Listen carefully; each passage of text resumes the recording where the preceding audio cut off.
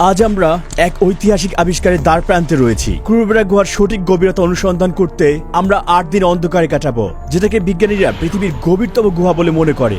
এমনকি আমরা এই ভূগর্ভস্থ জগতে কোটি কোটি বছর ধরে ভূমি থেকে বিচ্ছিন্ন থাকা নতুন কোনো প্রাণীও আবিষ্কার করতে পারি। এই অভিযান চলাকালীন আমরা প্রায় ৫ কিলোমিটার পথ পাড়ি দেব এবং আমাদের প্রত্যেকের ওজন গড়ে ১০ কেজি করে কমতে পারে।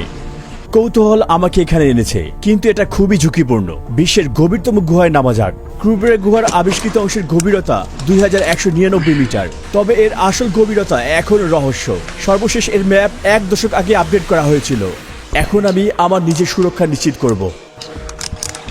আমি এখানে এই জুমারটি বসাচ্ছি যাতে আরও সুরক্ষিত থাকতে পারি। এই নতুন স্টেশনের দড়িটি আমি আমার স্টপ ডিসেন্ডারের সাথে বেঁধে নিব, যাতে আমি আরও সহজে নিচে নামতে পারি। এখন আমি নামার জন্য প্রস্তুত। আমি সুরক্ষা পয়েন্টটি সরিয়ে ফেলব,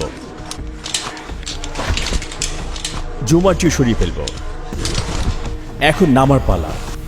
গুহার সবচেয়ে গভীর পয়েন্টে একটি সাইফন রয়েছে যা কেউ পাড়ি দিতে পারেনি। তবুও আমার লক্ষ্য হলো রাশিয়ান স্পিওলজিস্ট দলের সাথে গভীরে এগিয়ে যাওয়া। এমনকি এখানে আমি জীবনও হারাতে পারি এমন একটি চুক্তিও আমি স্বাক্ষর করেছি। ক্রিমিয়ান ফেডারেল ইউনিভার্সিটির প্রভাষক গ্যানোডি স্যামোকিন ২০ বছরের বেশি সময় ধরে এই গুহায় কাজ করছেন। প্রবেশের অংশই সবসময় সবচেয়ে কঠিন অংশ হয়। এই অভিযানে অংশগ্রহণ করে ডকুমেন্টারি তৈরি করার জন্য আমি ১ বছরের বেশি সময় ধরে প্রশিক্ষণ নিচ্ছি। শুটিং চলাকালীন ৪টি ভিন্ন জায়গায় আমাকে প্রাণঘাতী বিপদের সম্মুখীন হতে হয়েছে। এখন স্টেশনের সাথে সংযুক্ত হওয়ার পালা। প্রথমে আমি নিজেকে সুরক্ষিত করব। এখন আমি সংযুক্ত করব ২টি সুরক্ষা পয়েন্টে। যে কোনো ভুল মৃত্যুর কারণ হতে পারে, এজন্যই আমরা ৩টি সুরক্ষা পয়েন্ট ব্যবহার করেছি। আমরা সামনে মুখোমুখি হব গভীর পিচ্ছিল কুয়ো, সংকুচিত রাস্তা, বায়ুহীন সাইফন এবং প্রচণ্ড ঠান্ডা। প্রথমে আমাদের এটাকে খুলতে হবে, তারপরে এটা খুলে ফেলব। এখন আমরা নিচের দিকে নামব। হ্যালো ক্রুবেরা। ঘুটঘুটে অন্ধকার, ফ্রি। আপনি যে হুক এবং দড়িগুলো দেখতে পাচ্ছেন, এগুলো আগের অভিযানের। ৬০ বছরের বেশি সময় ধরে বিশ্বের নানা প্রান্তের গুহাবিদরা ক্রুবেরা এখানে এসেছেন, কিন্তু কেউ এটার সঠিক গভীরতা মাপতে পারেনি। পাথর ভেঙে পড়ার এবং আকস্মিক বন্যার ঝুঁকি রয়েছে। এখানে পাথর থেকে সাবধানে থাকবেন। এমনকি অনেক অভিজ্ঞ গুহাবিদরাও এখানে তাদের প্রাণ হারিয়েছেন। আপনি এখন স্টেশনে চলে যেতে পারবেন। আচ্ছা। ক্যাম্পগুলো এমনভাবে স্থাপন করা হয়েছে যে এগুলো একে অপরের থেকে মাত্র ৮ ঘন্টার দূরত্বে রয়েছে। আমরা প্রতিদিন ৮ ঘন্টা চলাচল করি এবং বিশ্রাম নেই। আমরা একে একে নামছি, এর মানে শুধু আমরা এখানে নয়, আমরা মূলত এখানে ২টি দল রয়েছি, সর্বমোট ১১ জন মানুষ। আর শুরুতেই আমি নিজের দড়ির সাথে জড়িয়ে পড়েছি। ভুলবশত আমি স্টপ ডিসেন্ডার লাগাতে ভুলে গিয়েছিলাম এবং অসতর্ক অবস্থায় নিজের সবচেয়ে গুরুত্বপূর্ণ সুরক্ষা পয়েন্টটি খুলে ফেলি। এখন আমি জুমারের উপর নির্ভর করছি, যা সবচেয়ে দুর্বল পয়েন্ট। আমি সোজা থাকলে এটি ভালোভাবে কাজ করে, কিন্তু ঝুঁকে বসলে এটা অকার্যকর হয়ে যায়। আমি একটা জিনিস ভুলে গিয়েছি। জীবিত ফিরে আসতে চাইলে আমাকে দ্রুতই মানিয়ে নিতে হবে। আমি এখন একটি সুরক্ষা পয়েন্ট লাগাচ্ছি, কারণ আমি ডিসেন্ডার লাগাতে তখন ভুলে গিয়েছিলাম। যখন আপনি দড়িতে ঝুলে থাকবেন, মনে রাখবেন তখন শুধু আপনি আর দড়ি। আপনি সম্পূর্ণ একা। সেখানে কেউ দেখতে পাবে না আপনি কি কি ভুল করছেন এবং কেউ সাহায্য করতে পারবে না।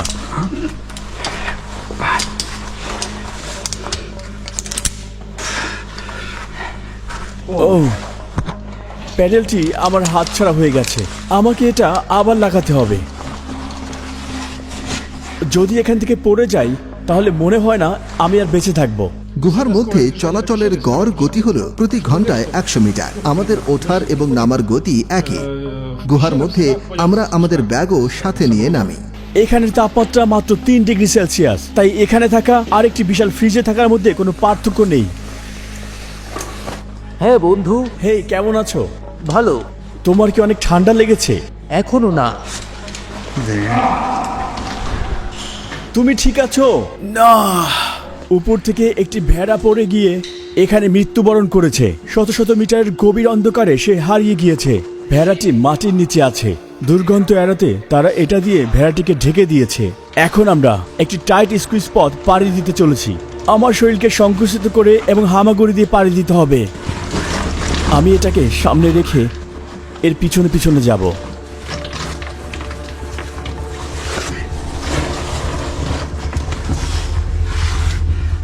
হায় আল্লাহ, আমি এটা কিভাবে করব?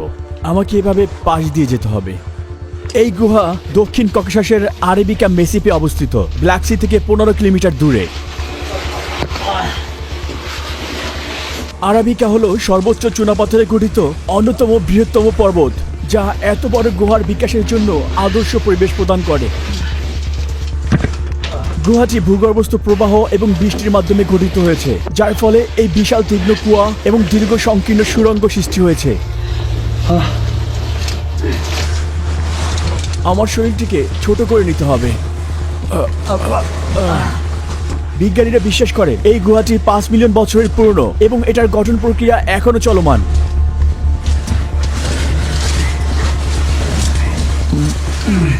সংকুচিত পাথরগুলো পাড়ি দেওয়া কঠিন। তারা বলে যতক্ষণ না আপনি আটকে পড়বেন ততক্ষণ আপনি ক্লোস্ট্রোফোবিয়া অনুভব করতে পারবেন না।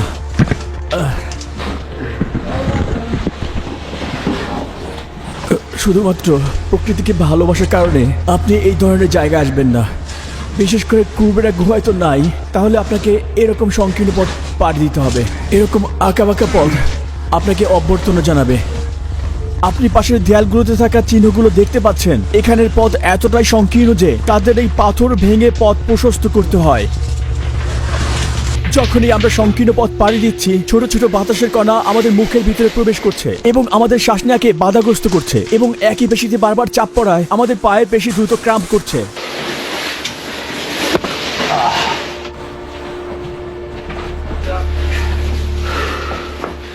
আমার মনে হচ্ছে আমাদের আরো ধীরে যাওয়া উচিত। আচ্ছা ঠিক আছে, আমি মনে করি তুমি কেবলটি দেখতে পাচ্ছ। এই ক্যাবেলটি 2000 মিটার পর্যন্ত গিয়েছে। হ্যাঁ, আর এটা আমাদের ফোনকে সক্রিয় রাখছে। দুর্ভাগ্যবশত এখন আর এটা কাজ করে না। এটা সম্ভবত সাম্প্রতিক বন্যায় ক্ষতিগ্রস্ত হয়েছে। আমরা পরবর্তী 8 দিন সম্পূর্ণভাবে পৃথিবী থেকে বিচ্ছিন্ন হয়ে পড়ব। এখানে আমাদের দুটো সম্ভাব্য পথ আছে এবং দেওয়ালে একটি তীর চিহ্ন আছে যা সঠিক পথ নির্দেশ করে।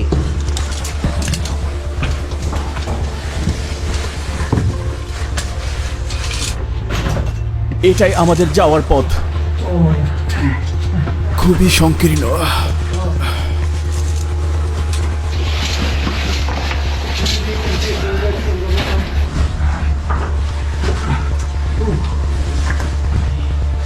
খুবই সংকীর্ণ ভাই।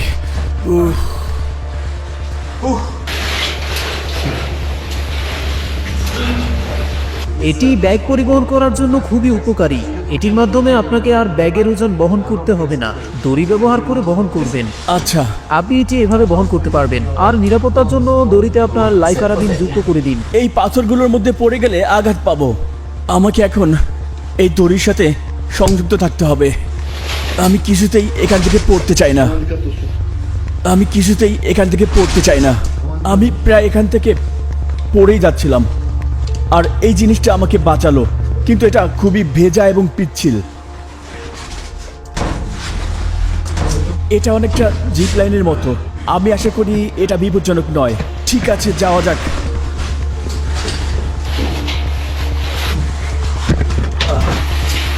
বড় কুয়া শুরু হচ্ছে।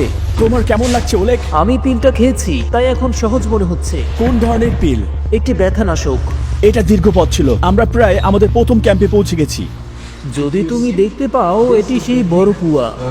এর গভীরতা 105 মিটার।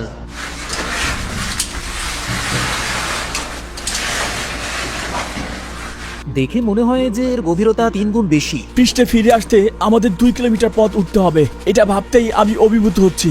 দড়ির ফাইবারের স্টপ ডিসেন্টার আটকে গিয়েছিল।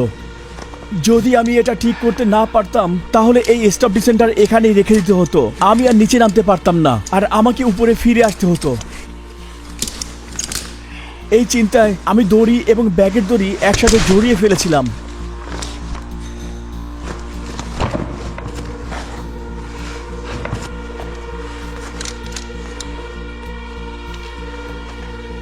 ফ্রি। আমরা এই কুয়ার প্রায় 70% পার করেছি। এটা কত মিটার মতো হবে? আমি অনুমান করি প্রায় 80 মিটার। এই জায়গাটি এখন সত্যি ভয়ানক। আমার হেডল্যাম্প আমার জুতার সামনের অংশ পর্যন্ত আলোকিত করতে পারছে না। এখন আমি শুধুমাত্র ঘুটঘুটে অন্ধকার দেখতে পাচ্ছি, যা আমাকে ভীষণ অস্বস্তিকর অবস্থায় ফেলছে। তবুও আমাকে সামনে মনোযোগ দিতে হবে। আমাকে এখন বিশ্বাস রাখতে হবে। হ্যাঁ, এটা আমি করতে পারবো।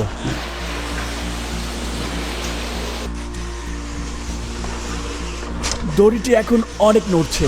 হঠাৎ করে এভাবে পড়লে তীব্র ঝাঁকুনি লাগে, যার কারণে দড়িটি ছিঁড়েও যেতে পারে। এমনকি এটা আমার মেরুদণ্ডকে গুরুতর আহত করতে পারে। এটা সহজভাবে বা স্বাভাবিকভাবে যাচ্ছে না।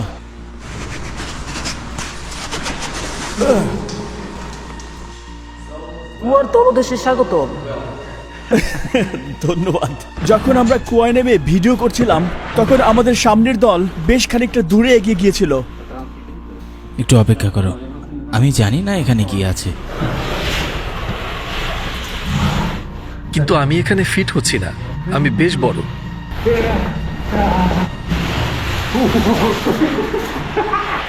এই পাথরগুলোকে দেখো, এগুলো একেবারে উপর থেকে পড়েছে। আমরা যদি এখানে ক্যাম্প করি, তাহলে এখান থেকে যে কোনো একটি পাথর আমাদের উপরে পড়তে পারে। এখানে একটি সাইনও আছে। হ্যাঁ, সেখানে লেখা আছে আপনার বর্জ্য এখানে রাখবেন না, আপনার বর্জ্য উপরে নিয়ে যান। বর্জ্য মানে আগে যখন ফ্ল্যাশ লাইট ছিল না, তখন মানুষ কার্বাইড ল্যাম্প ব্যবহার করত। পুরনো যুগের ল্যাম্পের বর্জ্য। গুহাবিদদের আগ্রহের কেন্দ্রবিন্দু হিসেবে এই ক্রুবেরা গুহা 20তম শতকের শুরু থেকেই সাহসী বিজ্ঞানীদের মুগ্ধ করেছে। এই গুহায় মাত্র 20 ঘন্টা থাকার পরে আমাদের চোখ রক্তিম হয়ে উঠেছে এবং আমাদের মুখ কাদায় ভরে গেছে, আর পোশাক ঘামে ভিজে আমাদের গায়ে লেগে যাচ্ছে। আমরা আরো 150 মিটার নামতে সক্ষম হয়েছি এবং আমাদের প্রথম ক্যাম্পে পৌঁছাতে পেরেছি। টানা 12 ঘন্টা ধরে নামার পর আমরা কেবল 350 মিটার নিচে নামতে পেরেছি। অন্যদিকে একই সময়ে আমাদের দলের কিছু অভিজ্ঞ গুহাবিদ -700 মিটারে চলে গিয়েছে। তাড়াতাড়ি হামাগুড়ি দিয়ে চলো।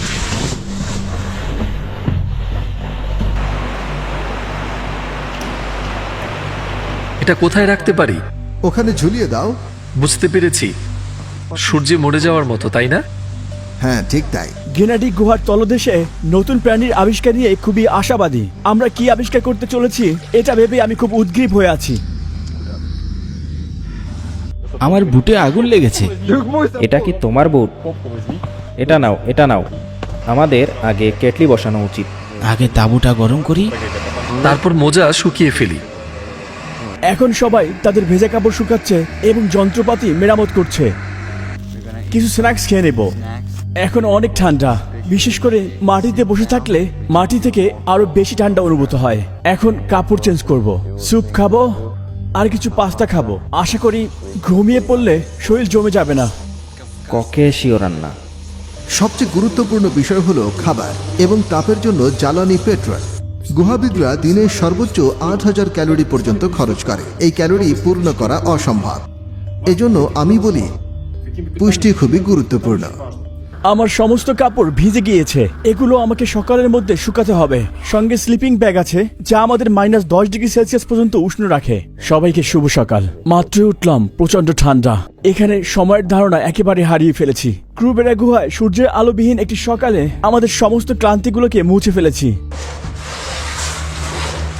সে গুহায় প্রাপ্ত ফ্রেশ পানি পান করছে।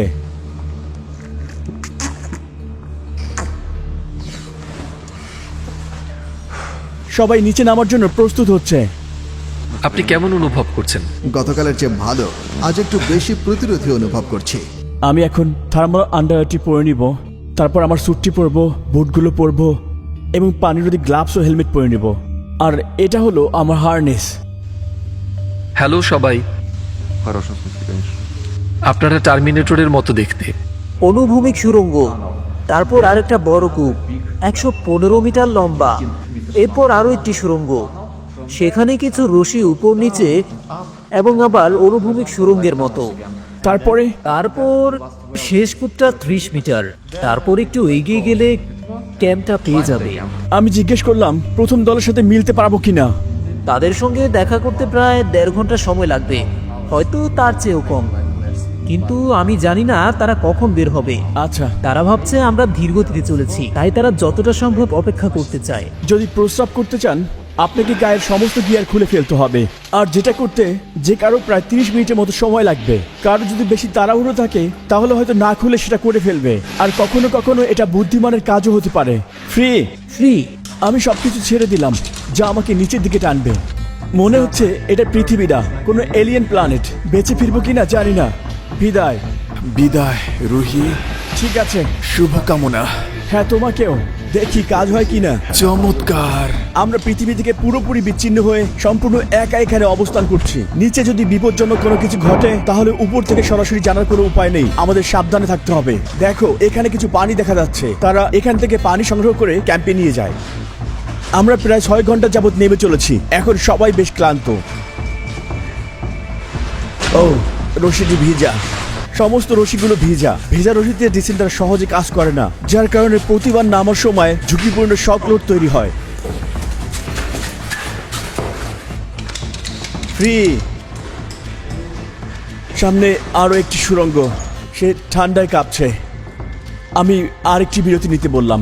তুমি বিশ্রাম নিতে চাও, কিন্তু বেশি বিশ্রাম নেওয়া উচিত হবে না, না হলে তোমার শরীর ঠান্ডায় জমে যেতে পারে। কখনো কখনো তুমি একটু বসে পড়ো, লাইটও বন্ধ করে দাও, চোখ বন্ধ করো, আর এর ফলে তোমার ঘুম পেতে পারে। আর এটা সবচেয়ে খারাপ, যদি তুমি ঘুমিয়ে পড়ো তাহলে সহজেই মারা যেতে পারো। তাই যত কঠিনই হোক, যত সমস্যাই হোক, তোমাকে শুধু নিজের উপর চাপ দিয়ে সামনে এগিয়ে যেতে হবে। আমরা সিদ্ধান্ত নিয়েছি ক্যাম্প -700-তে বিশ্রাম নেব, এরপরে ক্যাম্প -1400-তে এগিয়ে যাব। আজ রাতের জন্য এটাই আমাদের বাড়ি। মনে হচ্ছে সবাই চলে গিয়েছে। আমাদের গাইড কিছু খাবার তৈরি করছে। জানি না দুপুরের না রাতের। সময় সম্পর্কে আমার একেবারেই ধারণা নেই। আমার মস্তিষ্ক পেশিগুলো থেকেও বেশি ক্লান্ত। আমরা ক্যাম্প -1400 এর কাছাকাছি পৌঁছে গেছি। -1400 ক্যাম্পে পৌঁছানোর আগে গুহাবিদরা খালি বোতল ব্যবহার করে একটি অস্থায়ী পানির ট্যাপ তৈরি করেছেন। আমাদের আগের দল তাদের নতুন ক্যাম্প -1400-তে পৌঁছে গিয়েছে। তুমি তাঁবুর দিকে কেন ইশারা করছো? এটা তোমার হাত থেকে উঠে যাবে।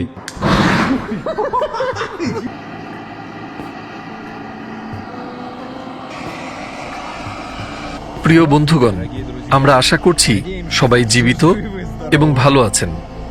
আমরা আশা করছি আপনারা আপনাদের দলীয় মনোবল হারাননি। আমরা বিশ্বাস করি যে আপনারা সফল হবেন এবং এই ভূগর্ভস্থ পৃথিবীর জন্য সুন্দর কিছু খুঁজে পাবেন। আমরা শীঘ্রই আপনাদের সাথে দেখা করার জন্য অপেক্ষা করছি। আমাদের ভালোবাসা নিবেন। আপনাদের বন্ধু। কয়েকদিনের অনুসন্ধানের পর কাদামাটি, ঘাম এবং ক্লান্তি মুছে ফেলার জন্য জলপ্রপাতের ঠান্ডা পানির গোসলের কোনো বিকল্প নেই। পানি অতটা ঠান্ডা নয়, এটা শরীরে সয়ে গেলে তুমি আরো গরম অনুভব করবে। ঠিক আছে। কোনো রকমের একটি ঘুম দিয়ে কেউ কেউ তাদের পেশি সঞ্চালন করছে, কেউ তাদের গিয়ার পরে নিচ্ছে। সবাই ক্রুবেরা গুহার আরো গভীরে যাওয়ার জন্য প্রস্তুত হচ্ছে। তার হাঁটুর প্যাডগুলো ছিঁড়ে গিয়েছে। সে নতুন একটি প্যাড সেলাই করবে।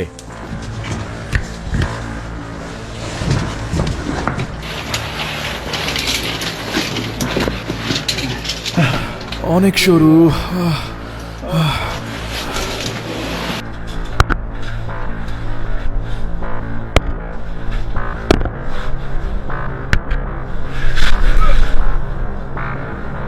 সবাই চলতে থাকো, এটি সঠিক পথ। অন্ধকারে চলার সময় আপনার হেডল্যাম্পের আলো কখনো কখনো অন্যদের দৃষ্টিকে ব্লক করে দিতে পারে। কিন্তু তোমাদের মাথার হেডলাইটটা নিচে নামাও। আমি কিছুই দেখতে পাচ্ছি না।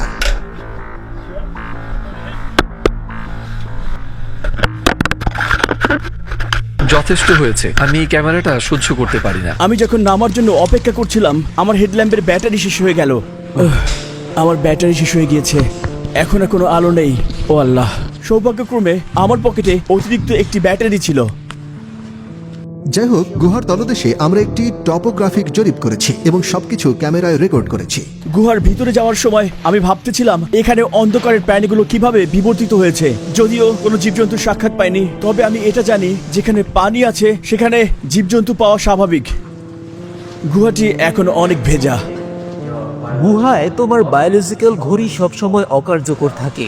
বায়োলজিক্যাল ঘড়ি ছাড়া এটা স্বয়ংক্রিয়ভাবে 40 ঘন্টার দিন হয়ে যায়। আপনি বলছেন 40 ঘন্টার দিন? হ্যাঁ, তাই তুমি 24 ঘন্টার মতো জেগে থাকো এবং 16 ঘন্টার মতো ঘুমাও। তারপর শেষ কূপটা 30 মিটার। আমরা গুহার প্রায় অর্ধেক পথ নেমে গেছি, কিন্তু পরবর্তী ক্যাম্পে পৌঁছতে আরো 200 মিটার নিচে নামতে হবে। কিভাবে আমি মৃত্যুর হাত থেকে রক্ষা পেয়েছিলাম তা আপনাদের বোঝাতে আমি গুহার উপর থেকে রেকর্ড করা দুটি ক্লিপ আপনাদের দেখাবো। একটি উদাহরণ, আমি যখন পাথরের মাটি থেকে 50 মিটার উপরে ছিলাম, আমি দুর্ঘটনাক্রমে আমার শেষ সুরক্ষা পয়েন্টটি আনলক করে ফেলেছিলাম এবং বুঝতে পারি আমাকে কেবল পেশি শক্তি দিয়ে ঝুলে থাকতে হবে। এর কিছুক্ষণ পরেই আমি ডিসেন্ডার লাগাতে ভুলে গিয়েছি। প্রতি সেকেন্ডেই আমার পেশিগুলো ক্লান্ত হচ্ছে। যদি আমি ক্যারাবিনার লক না করতে পারি এবং পড়ে যাই, তাহলে নিশ্চিত আমি জীবন হারাবো। যেভাবে আমি কাজটি করছি তা অত্যন্ত ঝুঁকিপূর্ণ এবং যে কোনো সময় খুলে যেতে পারে। আমার গ্লোভসটি আটকে যাচ্ছে, খুবই ঝুঁকিপূর্ণ।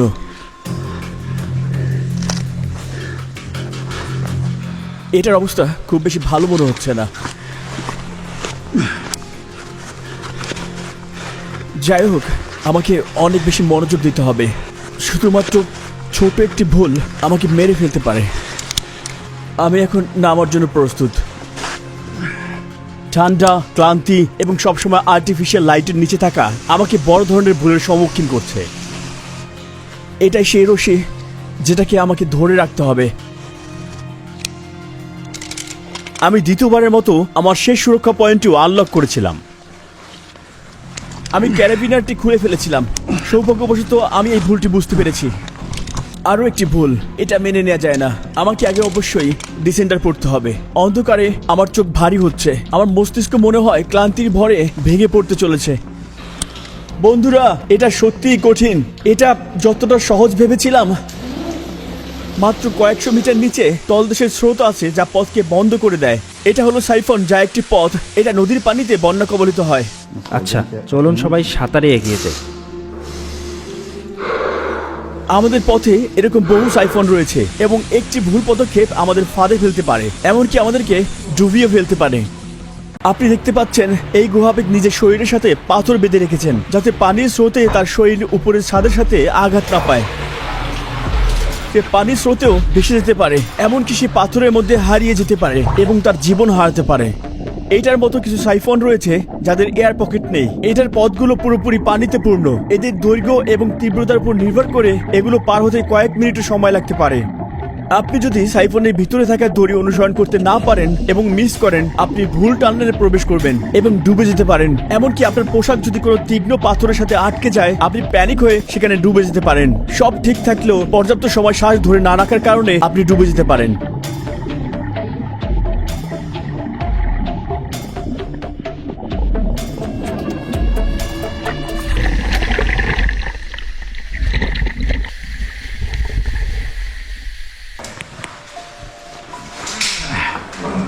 ছয় ঘন্টার ক্লান্তিকর আরোহণ শেষে আমি -700 ক্যাম্পে ফিরে এসেছি। ঠান্ডা এবং ক্লান্তির কারণে আমি মনোযোগ হারিয়ে ফেলি। তাই গুহাবিদটা মনে করেছিলেন আমার পক্ষে আর সামনে এগিয়ে যাওয়া নিরাপদ হবে না। তাই তারা আমাকে ক্যাম্পে অপেক্ষা করতে বললেন। সৌভাগ্যক্রমে সেখানে পর্যাপ্ত খাবার এবং পানি আছে। ও, এগুলো তো ম্যাটস, তাই না? বিঙ্গো।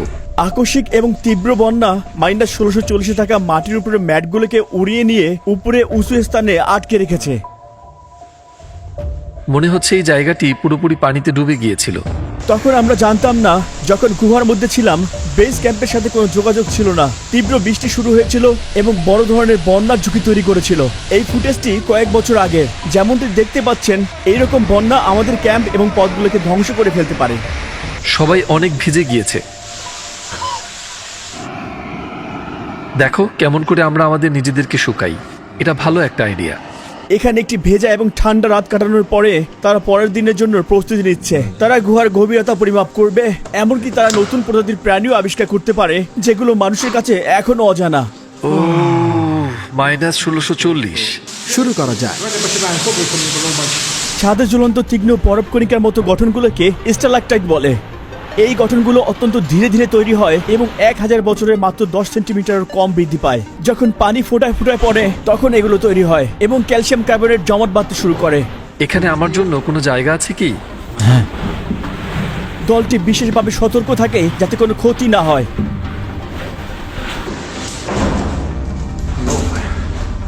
এটা অনেক বিপজ্জনক মনে হয়। এবং তারা শারীরিক এবং মানসিকভাবে খুবই ক্লান্ত হয়ে পড়েছিল।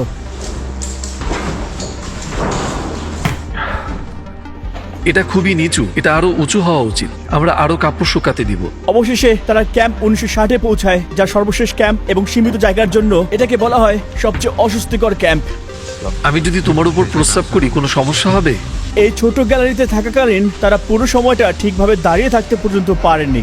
ক্যাম্পটা -1960 মিটার নিচে। এটা পৃথিবীর অন্যতম গভীর ক্যাম্প। কিছু মানুষ পুরোপুরি ভিজে গেছে এবং আমাদের সবার চোখ লাল হয়ে আছে। কিছু মানুষ ইতিমধ্যেই -2080 মিটার পর্যন্ত নেমে গেছে। অবশ্য ক্যাম্পটি এখন খুব আরামদায়ক নয়। বন্যা অবিরত সব মাটিগুলো ধুয়ে নিয়ে যায়। টু ক্যাপ্টেন্স সাইফন সম্পর্কে বললে এটা এখান থেকে প্রায় 200 মিটার নিচে শুরু হয়। দিনের পর দিন অবিরাম প্রচেষ্টার পর দলটি অবশেষে ক্রুবেরা গুহার সবচেয়ে গভীরতম পয়েন্টে পৌঁছেছে, যেখানে মানব জাতি সবসময় যেতে চেয়েছে। গেনেডি ও তার দল এই গুহার গভীরতা সঠিকভাবে মানচিত্রে চিহ্নিত করার কাজ করছে, কিন্তু এটা অনেক বেশি চ্যালেঞ্জিং কারণ জিপিএস সিগন্যাল এখানে কাজ করে না। একটি লেজার রেঞ্জ ফাইন্ডার ব্যবহার করা হয়েছে, যা দুটি পয়েন্টের মধ্যে উচ্চতা এবং দূরত্ব পরিমাপ করতে পারে। সে একটি সঠিক হিসাবের জন্য সবচেয়ে বাইরের প্রান্তে চলে গিয়েছে।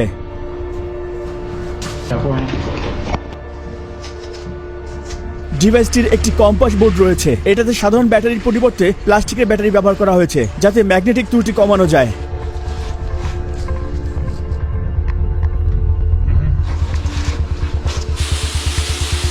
বামে নয়, ডানে নয়, আমাদের কোথায় যেতে হবে? আর কোনো পথ নেই। কি? আর কোনো পথ নেই।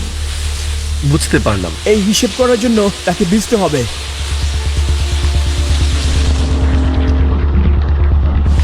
ঠিক আছে। যখন তারা গুহা থেকে বের হবে তখন তারা এই হিসেবগুলো এবং প্রকৃত উচ্চতা সম্পর্কে একটি অফিসিয়াল বিবৃতি দিবে। তারা টু ক্যাপ্টেন সাইফনের কাছাকাছি, যা পৃথিবীর সবচেয়ে গভীর সাইফন, আর এটাই শেষ পয়েন্ট। তারা গুহার সবচেয়ে গভীর স্থানে ড্রাইভ করার জন্য একটি গ্যাস ট্যাঙ্ক প্রস্তুত করেছে। গুহার গভীরতার সঠিক পরিমাপ নির্ণয় করার জন্য গেনেডি আরও অনেকগুলো বেড ট্র্যাপ নিয়েছে। তিনি আশা করছেন একটি নতুন প্রজাতির প্রাণী আবিষ্কার করবেন, যা মানবজাতির এখনও অজানা। এখানে আমাদের সতর্ক থাকতে হবে। ফলাফল দেখা যাক নিচে কোনো জীবের অস্তিত্ব আছে কি না। এখন দলটি সাইফনের গভীর ঠান্ডা এবং ময়লা পানিতে প্রবেশ করছে। আপনি যে ফুটেজটি দেখছেন তা গেনাডি সামিখিনের আর্কাইভ থেকে নেয়া। তারা আগের অভিযানে টু ক্যাপ্টেন সাইফন্সের কিছু অংশ চিহ্নিত করেছিল, কিন্তু পুরোপুরি আবিষ্কার করতে তারা বেশ সমস্যায় পড়েছিল। এর কিছু অংশ রহস্যাবৃত ছিল, কিন্তু এখন তার গোপনীয়তাগুলো আস্তে আস্তে প্রকাশ পাচ্ছে।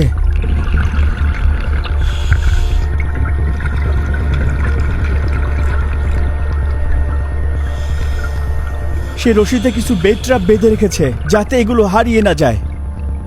ফিরে আসার পথে তারা লক্ষ্য করেনি, কিন্তু ক্যামেরায় ধরা পড়েছিল একটি ছোট প্রাণী স্বচ্ছ পানিতে লুকিয়েছিল।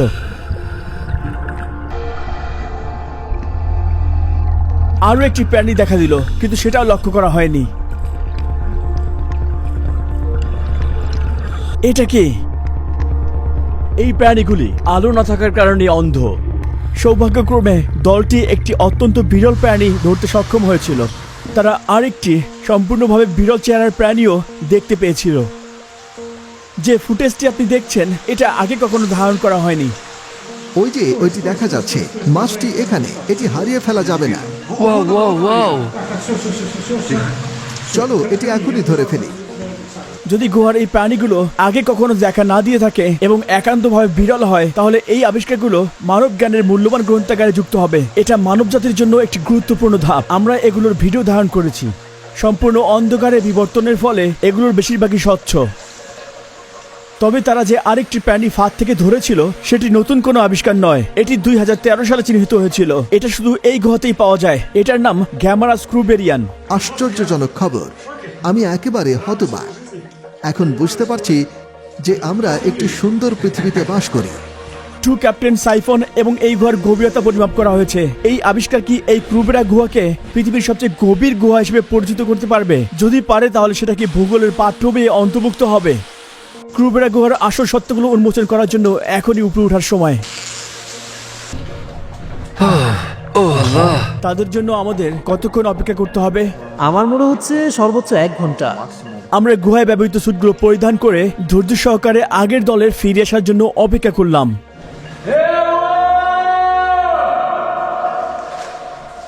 হ্যাঁ, আমি তাদের শুনতে পাচ্ছি। তারা আসছে। হ্যাঁ, তারা আসছে। হ্যাঁ, আমরা 24 ঘন্টার মধ্যে 700 মিটার উপরে ওঠার জন্য প্রস্তুতি নিচ্ছি। উপরে ওঠা গুহা অনুসন্ধানের সবচেয়ে কঠিন অংশ এবং সবচেয়ে বেশি প্রাণহানি ঘটে এই সময়ে। শুধু শারীরিক শক্তির প্রয়োজনই হয় না, বরং স্থায়ী মনোযোগ এবং দক্ষতা প্রয়োজন। এই জায়গায় আমার মাথার সাথে আঘাত লেগেছে। আমরা কিছু পোকামাকড়ের দেখা পেলাম। আমরা পৃষ্ঠের খুব কাছাকাছি পৌঁছে গিয়েছি। শক্তি ফিরে পেতে আমরা আমাদের সর্বশেষ বিশ্রাম এবং স্ন্যাক্স নিলাম। আমাদের আর একটু পথ বাকি আছে। 8 দিনের এই গুহা অভিযানের ওঠানামা এবং 3 ডিগ্রি সেলসিয়াস তাপমাত্রায় তাঁবুতে অবস্থান করায় আমাদের শরীর থেকে প্রচুর ক্যালোরি খরচ হয়েছে।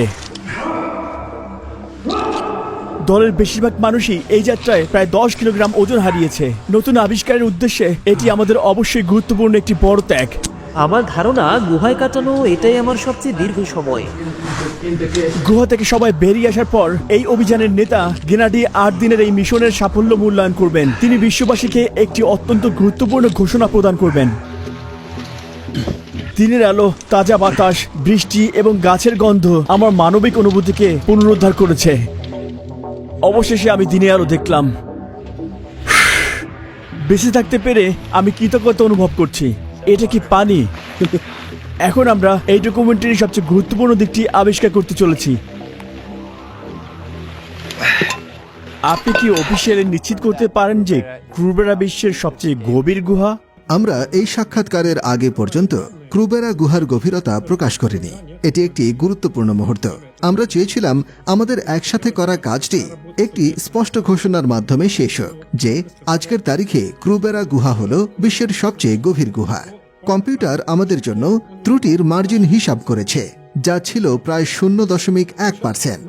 আজ আমাদের পদ্ধতির মাধ্যমে আমরা আত্মবিশ্বাসের সাথে বলতে পারি যে সাইফন এবং উপরের প্রবেশদ্বার সহ ক্রুবেরা গুহার গভীরতা 2224 মিটার প্লাস মাইনাস 0.5%, যা আরাবিকা মাসিফের চেয়ে 3 মিটার উঁচু। এর মানে হল ত্রুটির মার্জিন প্লাস মাইনাস 10 মিটার। আপনার গবেষণার সময় আপনি কিছু প্রাণী আবিষ্কার করেছেন। আপনি কি সেগুলো সম্পর্কে আরো তথ্য শেয়ার করতে পারেন এবং তাদের ট্যাক্সোনমিক শ্রেণী বিভাগ কি সম্পূর্ণ নাকি চলমান? আমরা কিছু প্রাকৃতিক আকর্ষণীয় জিনিস আবিষ্কার করেছি। সবচেয়ে গুরুত্বপূর্ণ ব্যাপার হলো এই তথ্যগুলো একেবারে ইউনিক। প্রায় কেউই এত গভীরে কাজ করেনি। এই বছর আমরা ক্রাস্টেসিয়ান প্রাণীদের নমুনা সংগ্রহ করেছি এবং সেগুলো বিশ্লেষণের জন্য পাঠিয়েছি। তাদের সঠিক প্রজাতি শনাক্তকরণ এখনো সম্পূর্ণ হয়নি। আপনাদের হয়তো মনে আছে যে আমাদের একটি আগের ভিডিও শেষে আমি ক্রুবেরা প্রকল্পের জন্য আপনাদের সমর্থন চেয়েছিলাম। আপনাদের ডোনেশনের জন্য ধন্যবাদ। এ কারণেই ক্রুবেরা গুহা অনুসন্ধান সম্ভব হয়েছে এবং আমরা আবিষ্কারগুলো চিত্রিত করে বিশ্বজুড়ে শেয়ার করতে পেরেছি। এই প্রকল্প বাস্তবায়নে 188 জনেরও বেশি মানুষ অংশগ্রহণ করেছে। এটা ইন্টারনেটে থাকা অন্য তথাকথিত ডকুমেন্টারির মতো নয়, যেখানে আগে থেকেই জানা তথ্য ব্যাখ্যা করা হয়। আমরা সম্পূর্ণ নতুন বিষয় ডকুমেন্ট করেছি। এই প্রকল্পটি সকল দিক থেকে একটি সত্যিকারের বাস্তব ডকুমেন্টারি। ভবিষ্যতে আমরা বিশ্বের সবচেয়ে বিচ্ছিন্ন বসবাসের স্থান ট্রিস্টান দা কুনহা পরিদর্শন করার পরিকল্পনা করেছি। সেখানে পৌঁছাতে আমরা দক্ষিণ আফ্রিকা থেকে 7 দিন একটি কার্গো জাহাজে যাত্রা করব। দ্বীপে 2 সপ্তাহ কাটাবো এবং 7 দিনে ফিরে আসব। সেখানকার নিকটতম বাসস্থান হলো সেন্ট হেলেনা, যা প্রায় 2430 কিলোমিটার উত্তরে অবস্থিত। কিন্তু এই প্রকল্পের সাথে সম্পর্কিত সবকিছুই ব্যয়বহুল। আপনাদের সুপার থ্যাঙ্কস এই বিরল ডকুমেন্টারিকে জীবন্ত করে তুলতে সাহায্য করবে এবং চ্যানেলটি সমর্থনের জন্য আপনাকে ধন্যবাদ। রুহি চ্যানেল ছিলাম আপনাদের সাথে।